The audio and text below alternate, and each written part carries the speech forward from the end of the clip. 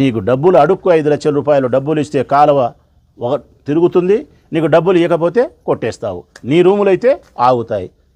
కొండారెడ్డి అయితే నీతో చీకటి ఒప్పందం తీసుకొని డబ్బులు తీసుకుంటాడు. వరదరాజురెడ్డి అయితే పైకి ఆర్భాటంగా మాట్లాడతాడు, లోపల ఏమీ లేదు, డొల్లా.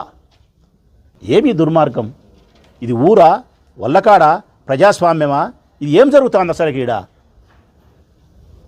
ఇది ఏం జరుగుతుంది? కొండారెడ్డి రాజ్యాంగం జరుగుతుంది, చీకటి ఒప్పందాలు జరుగుతున్నాయి. ధనార్జన తప్ప వేరేదే లేదు ప్రొద్దుటూరులో. టీడీపీ ప్రభుత్వం వచ్చిన తర్వాత వరదరాజురెడ్డి కుమారుడు చేస్తాండే ఏకైక కార్యక్రమం డబ్బు సంపాదడం. డబ్బు సంపాదన తప్ప వేరేది లేదు. ఇప్పుడు మేము ప్రశ్నిస్తూ ఉన్నాం మైదుకూరు రోడ్డు దానికి సంబంధించి.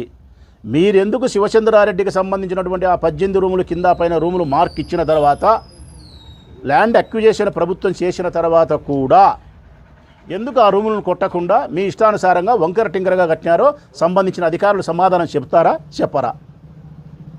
మీ ఇష్టానుసారం లెక్కలు తీసుకొని కొట్టాల్సిన స్థలాన్ని కొట్టకుండా కొట్టకూడని స్థలాన్ని కొట్టినారో దానికి సమాధానం చెప్పాలా? సావిత్రమ్మ అక్క లాంటి వాళ్ళ యొక్క పట్టా స్థలాన్ని 1/2 సెంటు మీరు కొట్టేసినారు చూడి, వీటికి సంబంధించిన అధికారులు సమాధానం చెప్పాలా? వీటికి సమాధానం సంబంధించిన అధికారులు చెప్పకపోతే, ఈ ఎక్కలాంటి వారికి న్యాయం చేయకపోతే, శివచంద్రారెడ్డికి సంబంధించిన 18 రూములు మార్క్ ఇచ్చిన ప్రకారం కొట్టేయకపోతే రేపో మాపో మళ్ళీ అక్కడికి వస్తాం.